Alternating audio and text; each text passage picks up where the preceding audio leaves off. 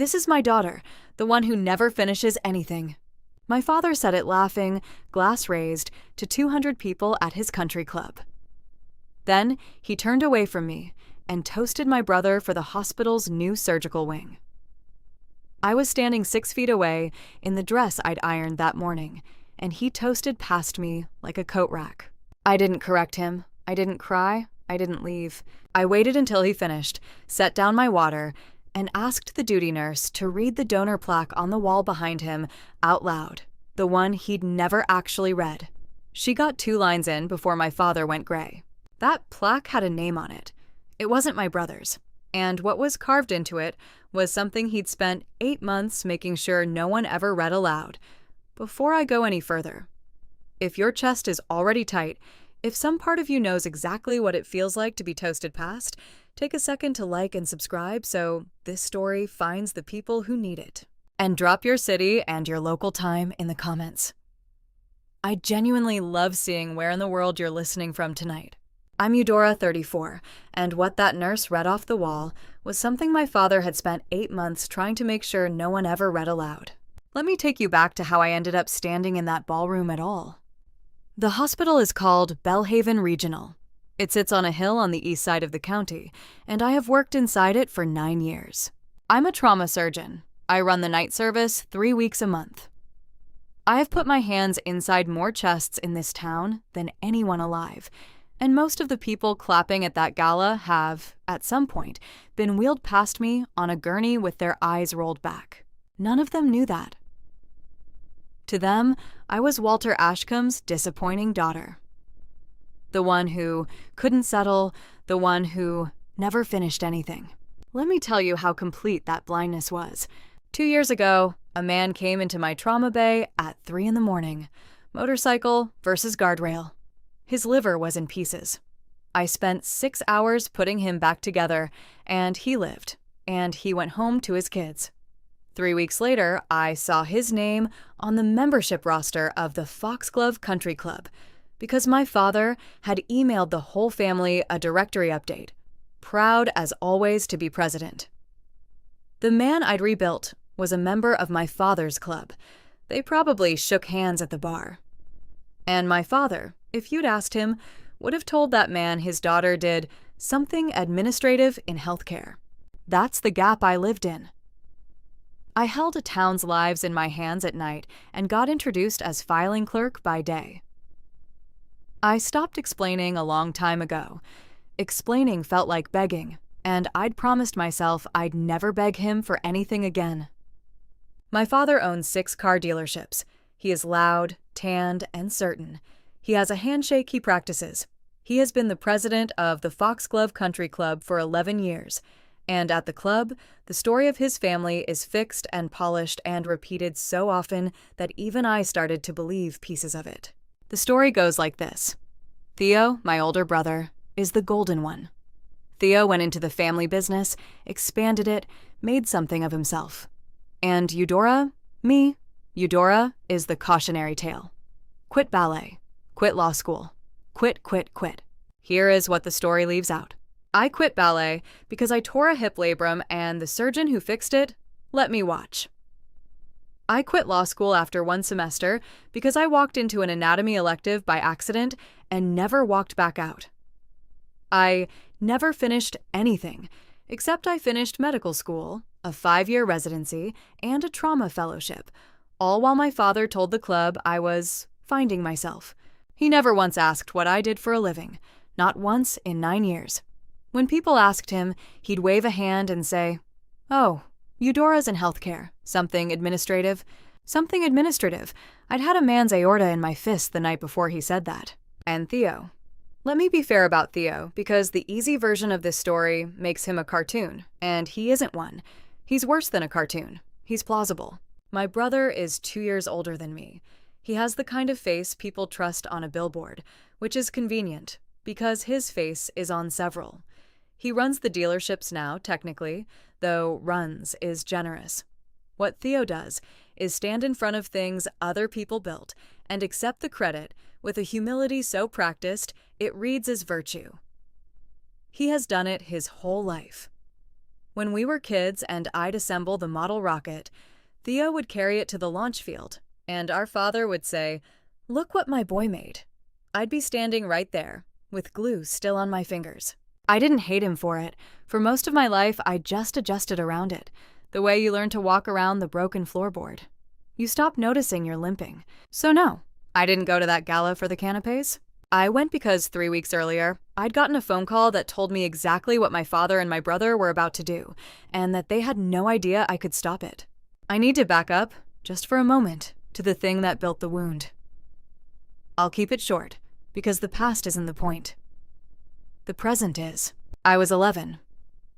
There was a regional ballet showcase, and I'd earned the solo.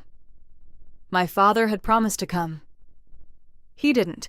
Theo had a pee-wee football scrimmage the same afternoon, and Walter Ashcombe was not going to miss his son throwing a ball. I danced the solo to an audience that did not include my father. Afterward, in the car, he said the line I have heard in some shape my entire life. "You'll quit this too. You always do." I was 11. I hadn't quit anything yet. He just needed me to be the quitter so Theo could be the finisher. Every family like mine needs one of each. That's the wound, if you want the clean version of it. Not that he was cruel. He wasn't, exactly. It's that he had already decided who I was before I'd had a chance to be anyone, and nothing I ever did could update the file. I could save your life on a Tuesday, and I'd still be the girl who quit ballet. For a long time, I wanted him to see it. That was the ache I couldn't admit, even to myself. I didn't want his money or his club or his name. I wanted him to look at what I'd built and say, just once, "I was wrong about you." I stopped wanting that, or I told myself I had. Then my mother got sick. She died 4 years ago. A slow cancer, the kind that gives you time and takes it at once. And here's the thing nobody at the club knows. In her last 18 months, it was me who managed her care. Me who fought the insurance company. Me who held the chart and translated it for my father, who sat in the corner of the oncology ward, looking for the first time in his life like he didn't know the room. He still introduced me to her nurses as, "My daughter, she's in healthcare administration." There's one night I keep. Near the end, my mother couldn't sleep, and I sat with her at 2 a.m. while my father snored in the recliner down the hall. She took my hand. Her grip had gone to nothing by then. She said, "You're the one who stayed." Just that. "You're the one who stayed." I waited for her to say more, to say she'd tell him, to say she'd fix it. She didn't. She just held my hand until the painkiller took her under.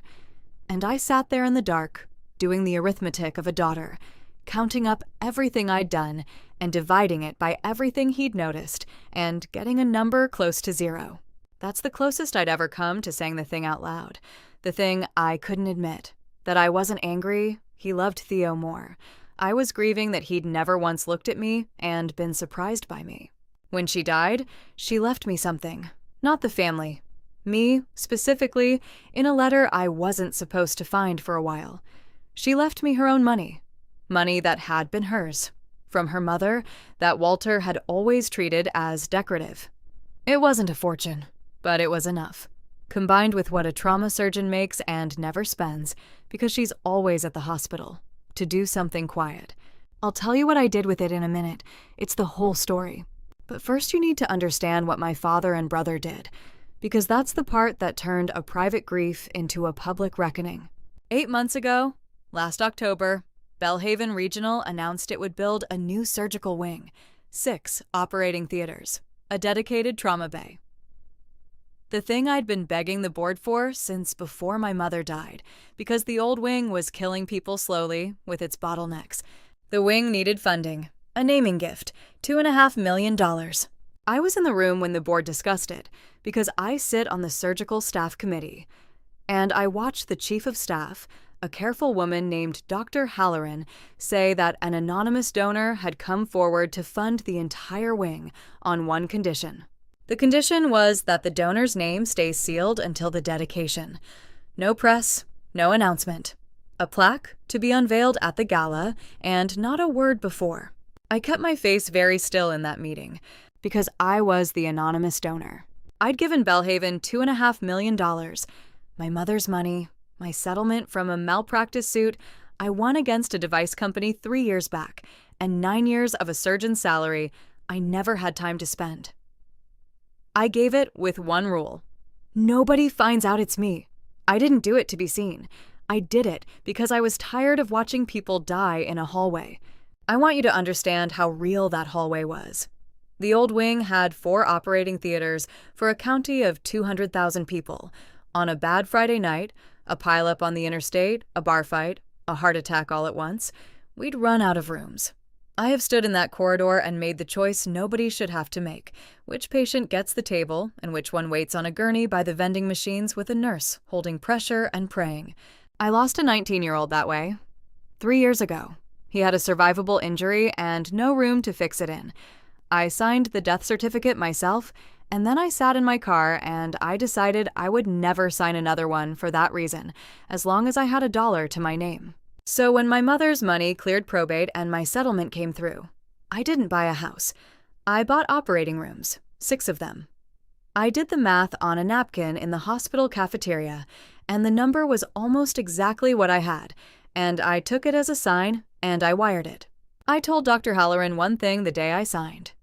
Nobody knows it's me. Not the board, not the paper, not my family. Especially not my family. She'd looked at me a long moment and asked why. I said, because the second they know, it stops being about the patients. I had no idea how right I was. So the wing was funded. The plaque was engraved, sealed in a meeting 4 people attended.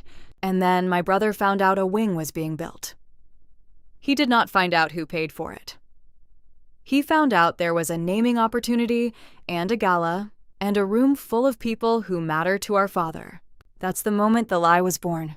And that's the moment I realized this wasn't going to stay quiet, because Theo Ashcombe had never let an opportunity to be the golden child pass him by in his life. Here's how I found out what they were planning. Dr. Halloran called me on a Tuesday night. I was between cases, still in scrubs, blood on my clogs. She said, "Eudora, I have to ask you something delicate, and you can tell me it's none of my business." I said, "Ask?" She said, "Your brother's company has offered to make a public gift toward the wing. A photo op. They want to be named at the gala as the wing's benefactor. And the country club is co-hosting the dedication, and your father is..." She paused. "Your father is being very insistent." I should explain who Dr. Halloran is, because she's the closest thing to an ally I had in this, and allies matter. She's the chief of staff, 61, the kind of woman who has spent 40 years being underestimated by men with louder voices, and has made a quiet art of it. She was one of the 4 people who knew the wing was mine. She'd kept that secret for 8 months without a single slip. So when she called me that night, voice careful, I knew it cost her something to ask. I leaned against the wall. "How much is Theo giving?" She said, "That's the delicate part. His check is for $250,000, and it hasn't cleared. It's been returned twice for insufficient funds. His office keeps saying it's a transfer issue. $250,000. Pledged loudly, bounced twice, against a wing that was already paid for in full, by me, in a sealed envelope nobody had opened. I sat down on the floor of that hallway. I don't do that. I'm a person who stays standing. But I sat down on the cold tile outside the OR with my phone against my ear, and I felt something I hadn't felt in years, which was the specific vertigo of watching your family decide, again, that you don't exist. They were going to use my mother's death and my own money to crown the brother who'd never finished anything, in front of the only people whose opinion my father had ever cared about. And the cruelest part, the part that made me put my hand flat on the floor to steady myself, was that it would have worked. If Halloran hadn't called. If that nurse hadn't read the plaque. It would have worked, and I'd have sat in the back at table 9 and watched it work, and said nothing, because that's what staying meant in my family. I asked the only question that mattered. What does he think he's buying? Halloran said, The plaque. He thinks his name is going on the plaque. Your father told the gala committee it's a done deal. They've been telling the whole club for a month that the Ashcombe family is gifting Belhaven its new wing, in honor of your late mother. In honor of my mother. I stood in that hallway for a long time. A code blue went off 2 floors up, and I let the second call take it. In honor of my mother. They were going to stand in a ballroom and use her name. Her who I'd buried, whose insurance I'd fought, whose hand I'd held, to launder a check that bounced twice in front of 200 people and call my brother a hero. And the plaque already had a name on it. Mine, sealed, unread. I didn't say anything to Halloran except, Don't change the plaque. Don't tell anyone who the donor is.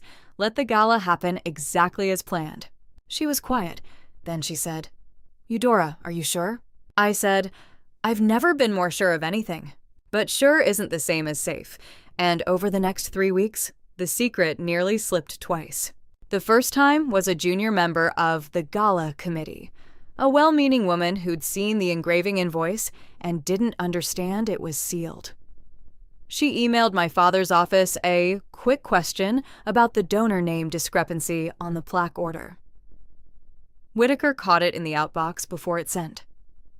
If that email had gone through, my father would have known a week early, and he'd have had time to build a new story, and the whole thing would have dissolved into he said in a back office. Whitaker pulled the email, walked it down to Halloran, and the two of them sat on it. The second time was Theo himself. He called the foundation office directly, not me this time, and demanded to review the plaque proof before the unveiling as the donor. Whitaker, God bless his careful soul, told him the proof was sealed by the donor's legal agreement and couldn't be released to anyone, including family, until the dedication, which was true. It was my agreement.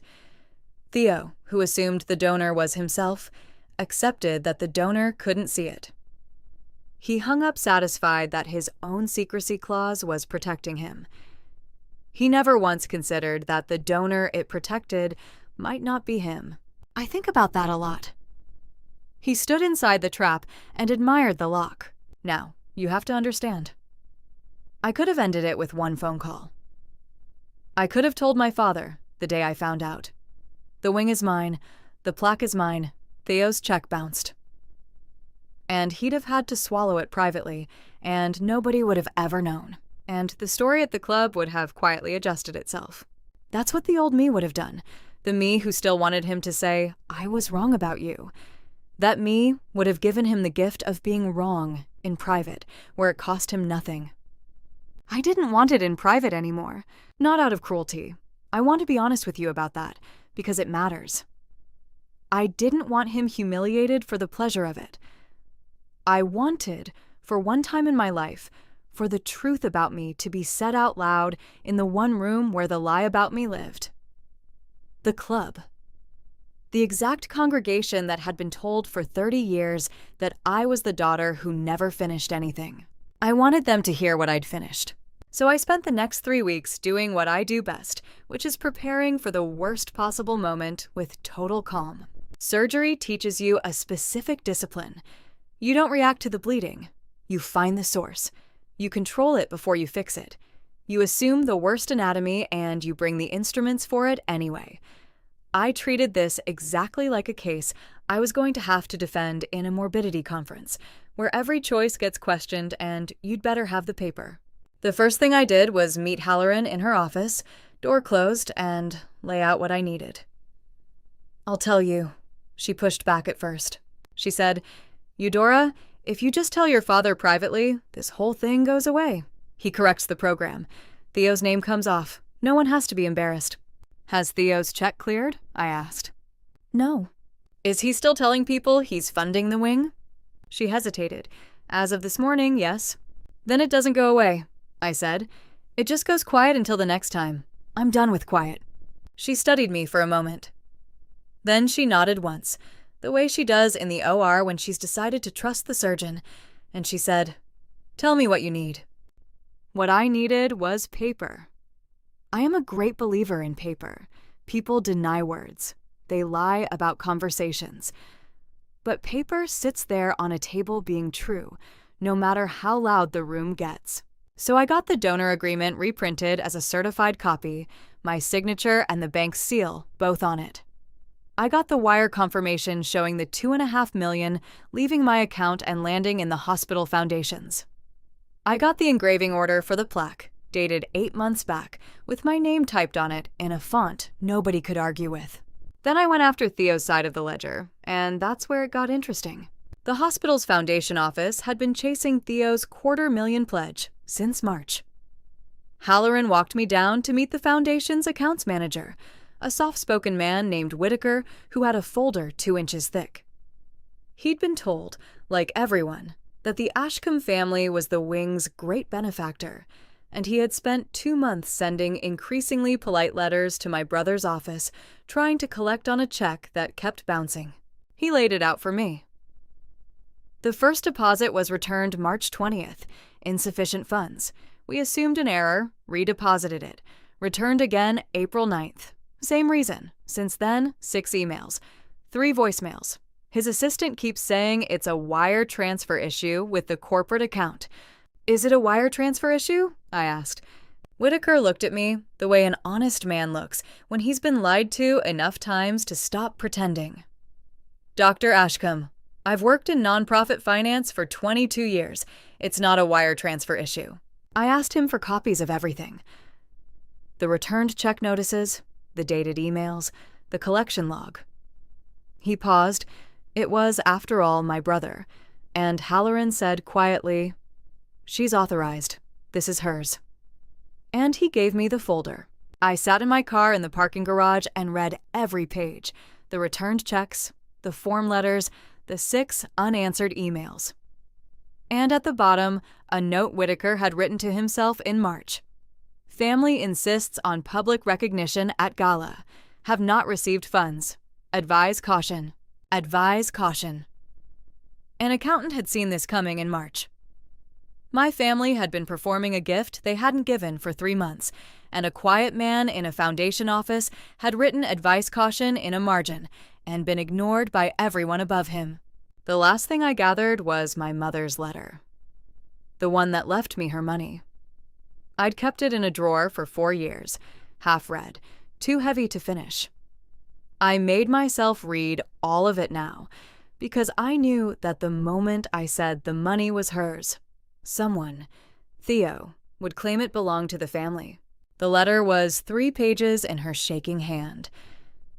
Most of it was love, but near the end, she'd written one line I hadn't let myself absorb until that night in the car. "This is yours, not ours.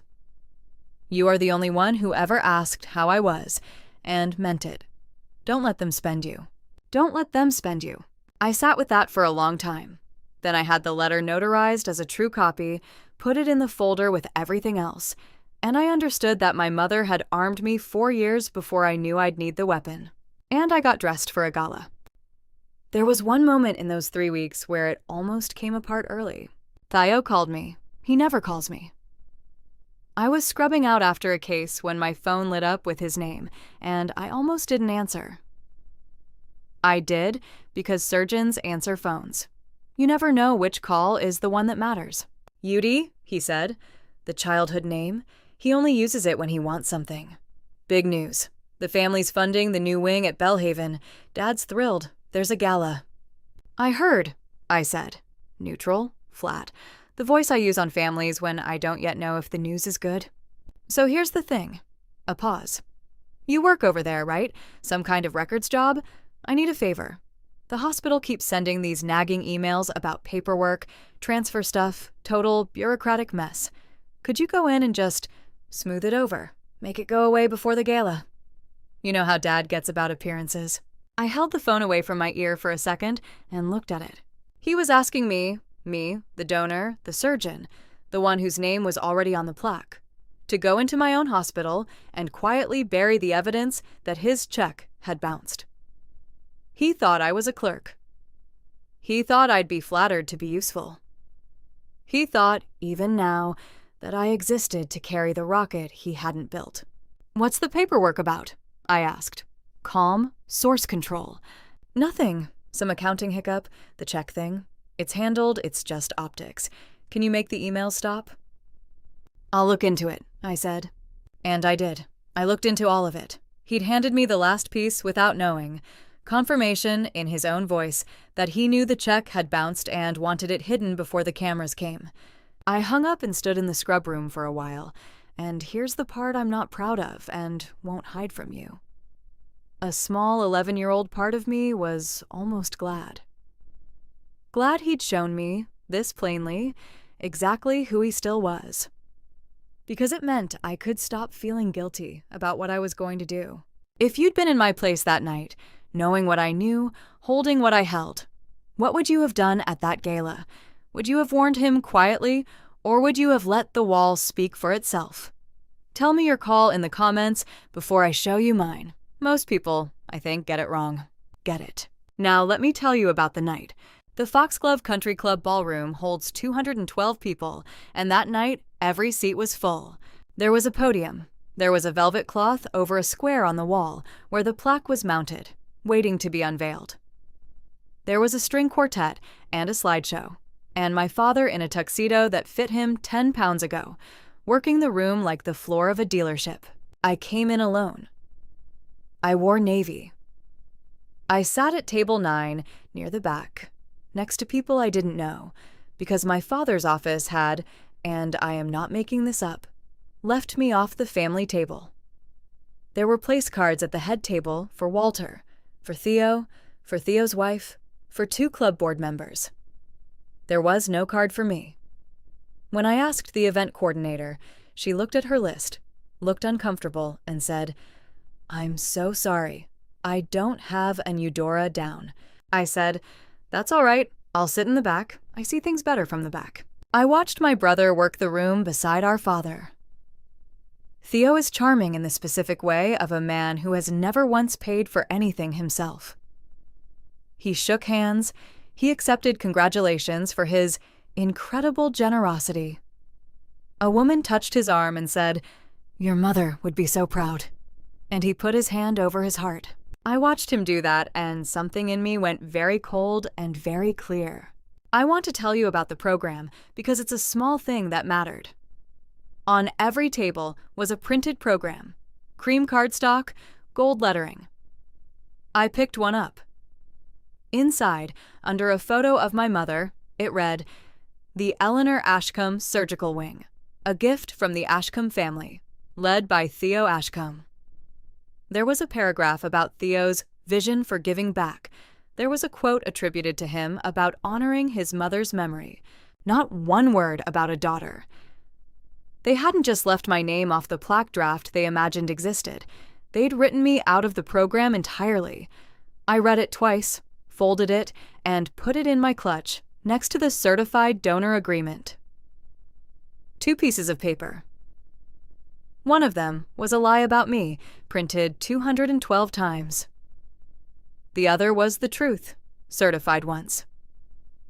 I knew which one would win, because I knew which one a nurse was about to read out loud. Halloran crossed the room toward me, slow, casual, 2 glasses of water in her hands like she was just being polite. She handed me one. Under her breath, she said, "It's all in my clutch. The agreement, the check notices, the letter. You're sure?" "I'm sure. He's going to name Theo in the speech. I heard him rehearsing it at the bar." "Good," I said. "Let him." She held my eyes a second. "Your mother would have liked watching this." That nearly cracked me, right there, before any of it started. I looked down at my water until it passed. Then the lights dimmed, and Walter Ashcombe walked to the podium, and the room turned toward him, like he was the sun. This is the part I'd waited 3 weeks for. So I'll slow down and tell it the way it happened. My father is a good speaker. I'll give him that. He talked about family. He talked about legacy. He talked about my mother. "The love of my life," he said, and I watched him say it. The man who introduced her oncology nurse to me as a stranger. He talked about giving back to a community that had given the Ashcombes so much. He had a way of speaking that I'd watched work on car buyers my whole childhood. He'd lower his voice for the important part, lean into the microphone, make 200 people feel like he was telling each of them a secret. He did it now. "We don't do this for recognition," he said, hand to his chest, the exact gesture his son had been practicing all night. "We do it because that's what this family is. We finish what we start. We finish what we start." I almost laughed. He was standing on a stage, taking credit for a wing he hadn't funded, using the word finish, while his disappointing daughter sat in the back having finished the actual thing. If you'd handed me a pen at that moment, I couldn't have written it better. Then he said, "And tonight, it is my honor, my profound honor, to dedicate the Eleanor Ashcombe Surgical Wing, made possible by the generosity of my son, Theo, who has shown what it means to carry this family's name forward." The room applauded. Theo stood, did a modest little bow, hand on heart again. And then my father found me with his eyes at the back, table 9. And he smiled the smile I've spent my whole life on the wrong side of, and he lifted his glass. And to 212 people, he said, "And this is my other one, my daughter Eudora, the one who never quite finished anything." A few people laughed, the way you laugh at a thing the host clearly wants you to find charming. "We love her anyway. Somebody's got to keep us humble." Somebody's got to keep us humble. I felt the old heat climb my neck. The 11-year-old in the car. The girl whose solo he skipped. Every introduction as something administrative. It all arrived at once, and I did the thing I've trained my whole life to do, which is to keep my hand steady when everything in me wants to shake. I didn't stand up and shout. I didn't throw my wine. I let him finish. I let the laughter die. I let him bask one more second in a room that believed every word. Here's what I want you to understand about that pause. I have stood at an operating table with a patient bleeding out and made myself slow down, because speed is how you make mistakes, and slowness is how you save people. The whole room thought the moment had passed. The host had landed his joke. The applause was already gathering for the unveiling. Everyone had moved on from the daughter in the back. That's exactly when you move, when they've stopped watching you. I thought about my mother's hand in the dark. You're the one who stayed. I thought about a 19-year-old in a hallway with no room to save him. I thought about an 11-year-old in a car being told she'd quit a thing she hadn't even started yet. And then I let all of it go quiet, because the work doesn't get done by the part of you that's angry. It gets done by the part of you that's sure. I raised my hand, the way you do at a board meeting, and I waited to be seen. "Dad," I said, just loud enough. "Before they unveil it, can we have the plaque read aloud? It's tradition, isn't it, to read the donor's name?" A few heads turned. My father's smile didn't move, but his eyes did. "There's no need for that, sweetheart," he said. "We all know whose night this is." "We do," I said. "I just think the donor deserves to be named properly. Out loud, for the record." I looked at Dr. Halloran, who was seated at the head table, the certified agreement folded in her clutch where I'd asked her to keep it. "Dr. Halloran, would the hospital object?" Halloran stood, careful even now. The hospital would be honored to read the donor's name into the record. My father's jaw tightened. Theo glanced at him. The first crack, that glance, the golden boy checking with the man who'd promised him this would be smooth. And here is where it began to come apart, exactly as I'd planned, exactly as he handed it to me. Because my father, who could not stand to lose control of a room, did the worst possible thing. He laughed it off and tried to take it back. Fine, he said, waving his glass. "Read it. Let's hear my son's name on the wall where it belongs." He turned to the crowd, performing again. "Go on, pull the cloth." He thought he knew what was under the cloth. That was his mistake. He had never once asked. A young nurse from the dedication committee. Her name was Priya, and she had no idea she was about to detonate a 30-year lie, stepped to the wall and drew back the velvet. The plaque is bronze. 4 lines. Halloran handed her a card and asked her to read it for the record, and Priya, sweet and nervous in front of 200 people, read it exactly as written. She read the first line, "The Eleanor Ashcombe Surgical Wing." The room murmured warmly, "My mother's name. Good." She read the second line, "Made possible through the gift of Dr. Eudora Ashcombe, M.D." And the room stopped. I watched my father's face. I have watched a lot of faces lose their blood. It's part of my job, the moment the pressure drops and the color goes. I had never seen it happen to him. It happened then.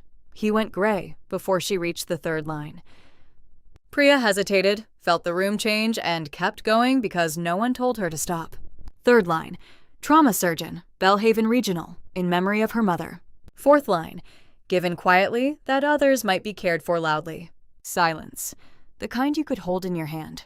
212 people turned, slowly, from the wall to the head table, to my brother with his hand still half raised in a bow, and then back to table 9, to the daughter who never finished anything, who had apparently finished a $2.5 million surgical wing and a medical degree nobody at the club had ever heard about.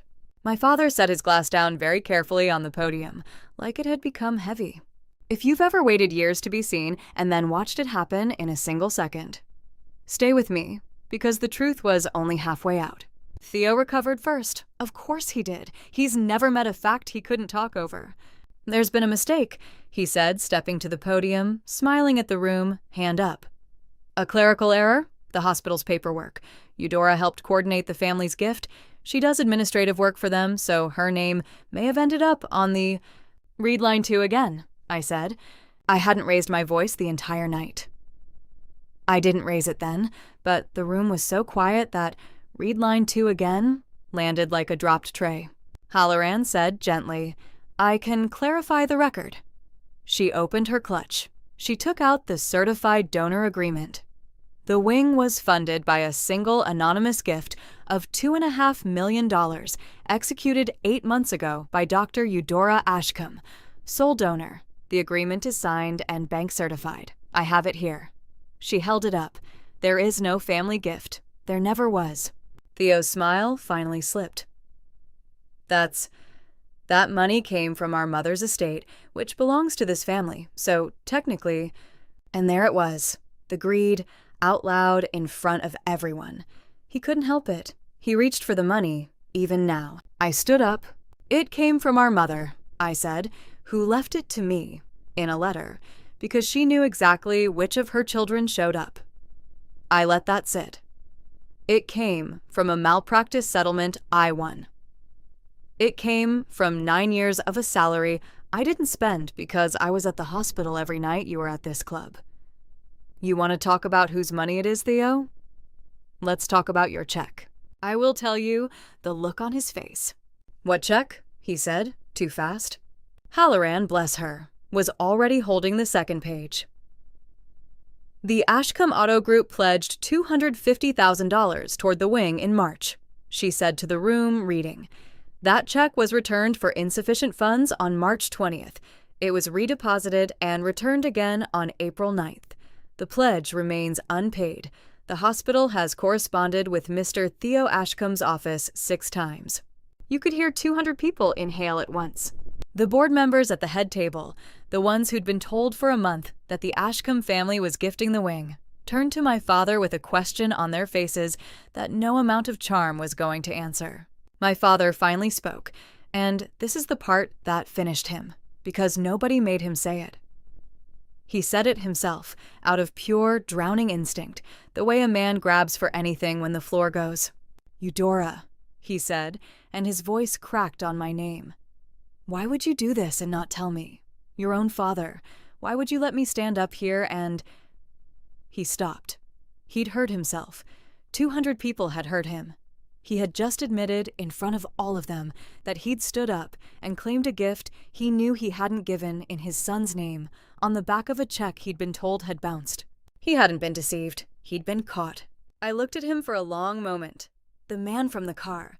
The man who skipped the solo. "Because every time I finished something," I said, "you found a way to make it small. So this time I finished it where you couldn't reach it." My voice did the thing I'd sworn it wouldn't. It dropped, and a crack got through. I didn't do it for the plaque, Dad. I gave it anonymously.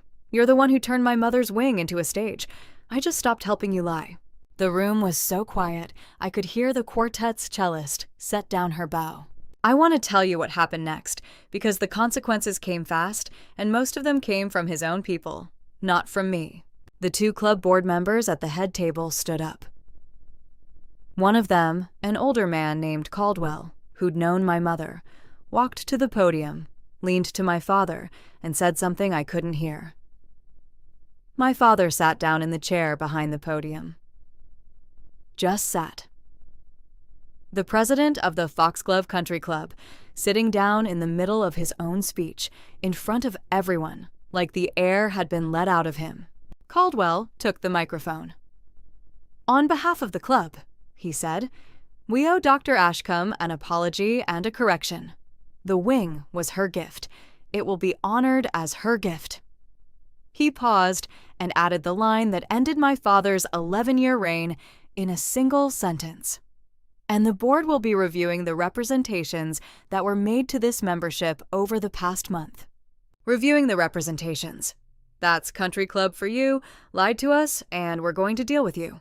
But before he sat, my father tried one last thing, and I almost admired it, because it was the move of a man who has talked his way out of rooms his whole life. He stood up from the podium chair. He found his salesman's voice, the warm one, and he spread his hands to the room. All right. There's clearly been a mix-up with the paperwork. Eudora's always been generous. She must have made a contribution, and bless her for it. But the family's commitment to this wing has been substantial, and I won't have my son's name dragged through." "Substantial how much?" Caldwell said. It came from the head table. Quiet, a board member, not me. The room turned. My father faltered. "I'm sorry?" "You said the family's commitment was substantial," Caldwell said. Dr. Halloran just read that the only family check bounced twice and was never paid. The gift on the wall is $2.5 million from your daughter. So I'm asking, the family's substantial commitment, how much and where is it? My father opened his mouth. Nothing came out. For the first time in my entire life, I watched Walter Ashcombe stand in front of a crowd with no sentence ready. The salesman had run out of car, and that silence, his own silence, not anything I said, was louder than the plaque. Because every person in that room had just done the same math Caldwell had, and arrived at the same answer. There was no family gift, there was a daughter, and there was a lie, wearing the family's name. That's when he sat down. Theo had already left. I watched him go. He didn't look at me. He took his wife's elbow and walked out a side door, and the last image I have of my brother that night is the back of his rented tuxedo disappearing into a hallway. No hand on his heart. Nobody followed him. For a moment, nobody moved. 200 people in a room that had just watched a 30-year story rewrite itself in 90 seconds, and not one of them knew what to do with their hands. Then a sound started at the back, near table 9, where I'd been seated like an afterthought. One person, clapping, then another. It moved across the room like weather. By the time it reached the head table, it was the whole room on its feet, and the only two people not standing were my father, in the chair behind the podium, and my brother, gone out a side door. I didn't raise my hands. I didn't bow. I'd spent my whole life watching Theo accept applause for things he didn't build, and I found, standing there, that I didn't want the applause at all. I wanted the wing. The applause was just the sound the truth makes when it finally lands. People came to me instead. That was the strangest part. A surgeon I'd worked with for years, there in a tux, a member, and I'd never connected the two worlds, put his hand on my shoulder. Caldwell shook my hand and held it. A woman I'd never met said quietly, "My husband came through your trauma bay in 2022. I didn't know it was you." She started to cry. I didn't. A man in his 60s waited until the others had drifted off. He introduced himself as a member, said he'd sat on the club board with my father for years. Then he said something I didn't expect. "I've known Walter 3 decades. He talked about Theo constantly. Constantly. In all that time, I think I heard him mention you twice. I always assumed there wasn't much to mention." He paused. "I owe you an apology for assuming. We all believed him. That's the part I can't get over. We just believed him. That's the thing about a lie repeated at a country club for 30 years. It doesn't need to be defended. It just needs to be comfortable." I'd spent my life being the comfortable lie, and it took 1 nurse and 4 lines of bronze to make the whole room uncomfortable at once. The event coordinator, the same one who hadn't had a Eudora on her list, found me by the dessert table. She was holding a place card. She'd written my name on a blank one in pen. "I'm so sorry," she said. "I should have a seat for you at the head table. There's room now." She didn't quite meet my eyes. "Keep it," I said. "I told you. I see things better from the back."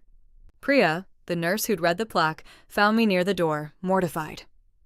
"I'm so sorry. I didn't know I was—" "You read it perfectly," I told her. "You did exactly what I hoped someone honest would do. Read it out loud." Halloran found me last. She'd been working the room, managing the board, smoothing the hospital's side of it, doing the quiet, competent things she'd done for 40 years while louder people took the stage. She came over with 2 glasses of champagne this time, not water, and handed me one. "I've kept a lot of secrets in this job," she said. "That was the best one." We touched glasses. She didn't toast me out loud. She just looked at me and said, very low, "Your mother knew. You realize that. She left you that money, knowing exactly which of you would use it like this." She paused. She didn't leave it to be spent on a gala. She left it to be spent on you, finally standing up. I hadn't cried all night. I came close then. I held it. Because I'd held it this long, but I want to be honest with you. It wasn't the plaque or the applause or my father going gray that nearly broke me. It was a 61-year-old woman in a borrowed-looking dress telling me my dead mother had seen me clearly. That's all I'd ever wanted, to be seen clearly by someone who mattered. I'd just spent 30 years asking it of the one man who couldn't, instead of the people who could. If you've ever set a boundary that cost you a family but gave you back yourself, tell me about it tonight. I want to know what it freed you to become. My father came to find me as I was getting my coat. For a second, neither of us said anything. He looked older than he had at the podium, smaller. He'd dropped the room, and the room had dropped him. "I didn't know," he said. "About the wing. About any of it. You never told me what you do." "You never asked," I said. There was no heat in it anymore. That was the thing that surprised me. I'd carried that heat for 30 years, and it just wasn't there. 9 years, Dad. You introduced me to my own mother's nurses as a stranger. You stood up tonight and called me the daughter who never finished anything, and I finished the room you were standing in. He flinched. "Eudora, I don't need you to say you were wrong," I said. And here is the part I didn't know was true, until I heard myself say it. I used to. God, I used to need it so badly. I built half my life out of the hope that someday you'd look at me and take it back. But I don't need it anymore. I finished that too. That was the wound closing, not him healing it, me. Saying out loud the thing I'd never let myself admit, and then letting it go in the same breath. He tried in his way. He said, "Theo never told me the check bounced. I swear to you, I didn't know about that part." And maybe that was even true. But it missed the whole thing, and I told him so. "That's not the part that matters, Dad," I said. "The check is Theo's lie. Mine is older than that. You didn't need to know about a bounced check to stand up there and call me the daughter who never finished anything. You've been saying it my whole life. You said it before there was a wing. You said it in the car when I was 11. The check just gave the room the receipts. You gave them the story." He looked at the floor. "I didn't mean it the way—" "You never mean it the way it lands," I said. "That's the whole problem. You get to not mean it, and I get to live in it. He didn't apologize. I didn't expect him to. Men like my father don't have the parts. He just said, "Will I see you?" "You'll see me," I said, "the day you can introduce me by what I actually am. Until then, no." I put on my coat and I walked out the front door of the Foxglove Country Club, past the Velvet, past the plaque with my name on it, into a parking lot where, for the first time in my life, I didn't feel like I was leaving early. It's June now. The wing opened last week. I did my first case in the new trauma bay on a Tuesday. A kid, 16, a car wreck on the same stretch of interstate where I'd lost the 19-year-old 3 years before. Torn spleen. This time, there was a room. This time, there were 3 rooms, and I had my pick, and I walked him straight back without a single second of triage math, and I took out the spleen, and he was alive and asleep in recovery by morning. His mother was in the waiting room when I came out. She didn't know whose wing she was sitting in. She just grabbed both my hands and said, "Thank you. Thank you." And I said, "He's going to be fine." And I went and sat in the call room and let my hands shake for exactly 1 minute, which is the limit I allow myself before I scrubbed in on the next one. The room is bright and the bottleneck is gone, and nobody dies in that hallway anymore because there is no hallway. That's the whole reason. That was always the whole reason. I never told that mother whose money built the room that saved her son. I'll probably never tell anyone who hasn't watched this. That's the point of giving quietly. The help doesn't come with my name attached. The name on the wall is just for the record. For the one night, it had to be read aloud to undo a lie. The rest of the time, the wing doesn't care who I am. It just works. That's all I ever wanted it to do. I want to tell you about the morning after the gala because that's when I understood what had actually changed. I went in for rounds at 6, walked through the new wing for the first time as a place people knew was mine. And nothing was different. The lights were the same. My patients didn't care whose name was on the wall. I scrubbed in, I did the work, I came home. That's the part nobody tells you about being finally seen. It doesn't fix the work. The work was always fine. What it fixes is the thing you carry into the work. For 9 years, I'd been doing the best surgery in that building with a small stone in my chest that said it doesn't count if he doesn't know. That morning, the stone was gone. Same hands, lighter chest. Theo's company is being audited. The bounced pledge turned out to be the loose thread on a much bigger unraveling, but that's his story to lose, not mine to tell. He's sent me 2 texts since the gala. The first said, "You humiliated this family." The second, a week later, just said, "Can we talk?" I haven't answered either. Not out of cruelty, I just don't have anything to smooth over for him anymore, and that was the only language we ever spoke. My father resigned from the club before they could ask him to.